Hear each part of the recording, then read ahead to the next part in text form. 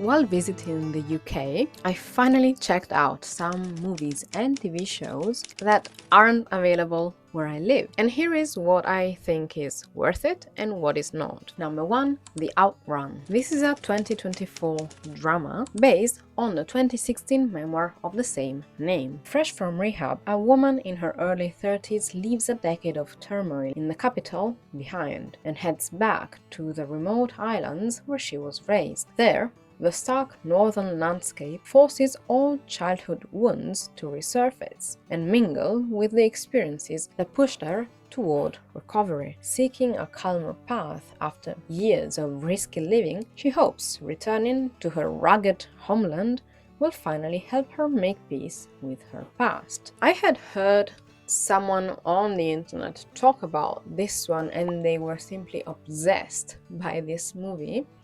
So I was curious, not only because of this, but also because I love Saoirse Ronan. We just talked about her a few weeks back, but I didn't enjoy this movie as much for several reasons. One of these is simply because I was traveling, super busy, way more tired than usual, so I couldn't really pay too much attention to how the movie developed or the whole ambience, which are the strengths of this movie. But it's true that I cannot relate that much to the trauma discussed in this movie. Saoirse Ronan did a great job portraying this character, and she is often given these roles of the outcast, the misunderstood character, the one who has colorful hair, and so on. And I do understand that some people might find so much more meaning in this movie, both thanks to the kind of trauma portrayed, but also to the landscape. That's incredible. Number 2,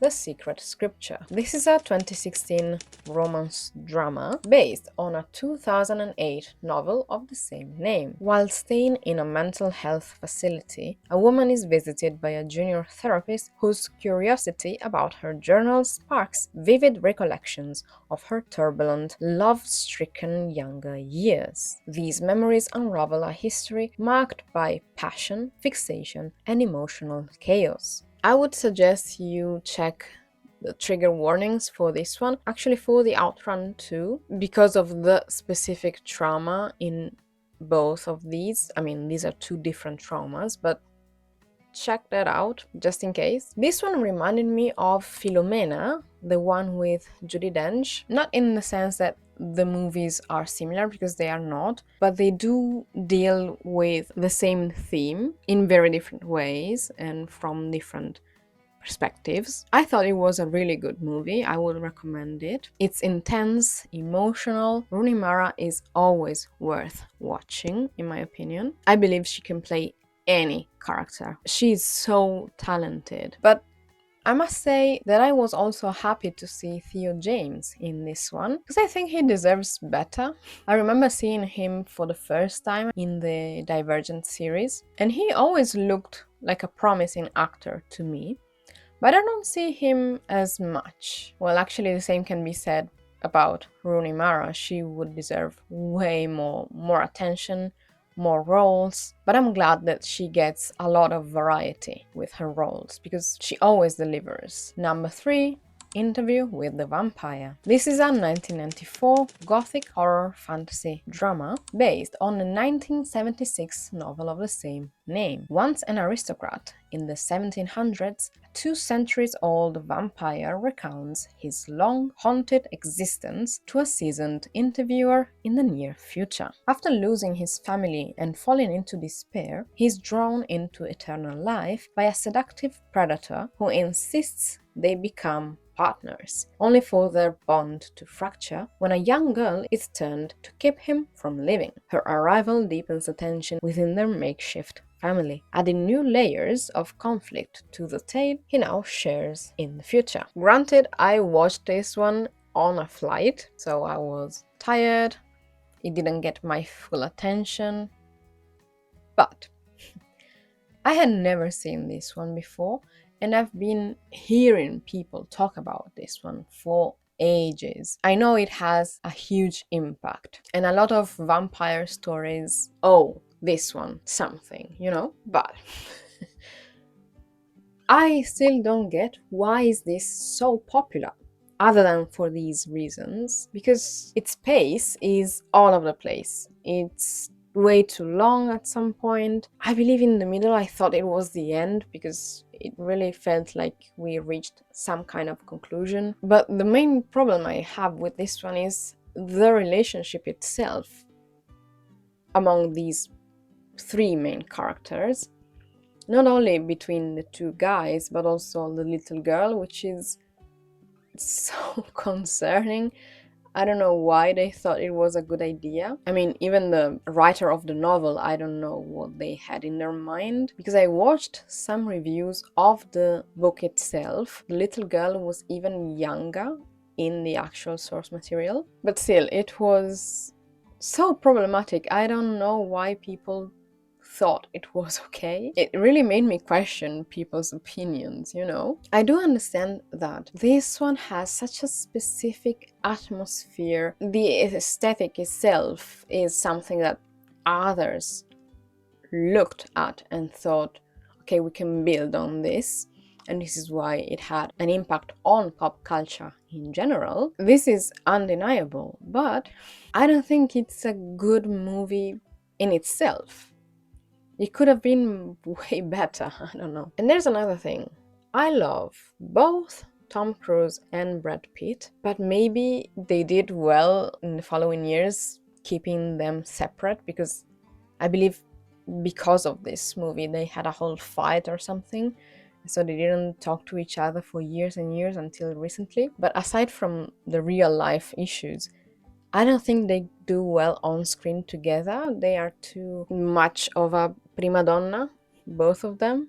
I don't know how to say that. They both steal the scene, no matter where you put them. The problem is that they both looked terrible to me in this movie. Specifically Tom Cruise. I think they really messed up with him, because his hair color is way too light for his skin, for his face. It doesn't suit him, and that's why I don't think he's ever done that after that in any movie, because it just doesn't work well with him. Plus, that kind of character, I think it's so wrong for him as an actor. It doesn't match in any way the behavior, the whole being attractive and attracted by all the others, like all the other vampires. It really doesn't work. I thought he did a terrible job. I mean, as an actor, he's peculiar, that's for sure. But his younger roles are still some of my favorites, when he still looked innocent, let's say. Top Gun is one of my favorite movies, I told you several times, yet here he doesn't work at all. I don't know what they were thinking. Whereas Brad Pitt, I get it, he can play this kind of role, even though I would have preferred him more like, what's it called? The movie in which he plays the death, Meet Joe Black. I liked Meet Joe Black. He worked quite well in that role. He was seductive, but also mysterious, and I think he should have done something like that instead. And I'm sure that someone else decided this is how you're supposed to portray this character, this is how this character looks like. I haven't read the book myself, so I don't know the specifics. Maybe that was it. I don't know. But I really believe neither of them work well in those characters, in those roles, in this movie, and portrayed like that. Okay, Brad Pitt looked nicer, let's say. No, definitely no. No. If you're craving a vampire movie, go watch Daybreakers instead, the one in which Ethan Hawke is starring. That's well made. Number 4, Broadchurch. This is a drama crime mystery series released between 2013 and 2017. When the body of an 11-year-old boy is discovered on a peaceful beach, a quiet seaside town is thrust into a storm of media frenzy and police scrutiny. Detective Inspector Hardy is assigned to lead the case, much to the frustration of Detective Miller, who believes the role should have been hers, forcing her to work alongside the aloof Hardy. As the investigation uncovers secrets within the tight-knit community, a new suspect emerges, prompting a trial that threatens to reveal even more hidden truths. I was looking for this one a few weeks back when I was looking for something to recommend you that takes place on a seaside town. So if you missed that video, check that out. And I do believe this series would fit the description. I am mad I didn't download all the seasons. I only had time to download the first season, so that's all I watched, because I only had roughly 4 days in the UK. 2 of these were traveling days, so I actually finished watching this one when I was already back home in Italy. So I couldn't download the following seasons, and I didn't have enough room on my phone to download them all either, so it is a good show, just what I was looking for, but there was one thing that I found sickening. I cannot say what it is because I want to avoid spoilers, but you don't really see that aspect for most of the season, so you can enjoy it, except for 1 or 2 episodes maybe. And that's the only reason why my rating is not higher. I will share the whole wrap-up of the year in January. Now, I was thinking about these movies and this show specifically because I was writing the wrap-up for November, and that's how I got the idea of making this video. I absolutely love Olivia Colman and David Tennant. Despite that aspect, I still recommend the show. And when I was looking at things to watch while in the UK, what to download right away, there were so many shows I had never even heard of, but I had no time. I had to choose, what to download right now with the Wi-Fi access I have now, And that's why I chose Broadchurch, because I was already familiar with it, at least how it looks like. When you're familiar with the poster, it's easier to just go on Netflix and watch that right away. And so, in a way, I wanted to ask you, with this video, which are the movies or TV shows you have been waiting to see, you've heard about maybe on social media or something, but they are not accessible where you live. They're not available for some reason, and this is something I really don't get, because why so many UK dramas are not available elsewhere, only in the UK and maybe in the US, because UK mystery, crime, dramas and so on, they are my absolute favorite, so it's so sad I cannot watch them. And I was thinking about other things that I've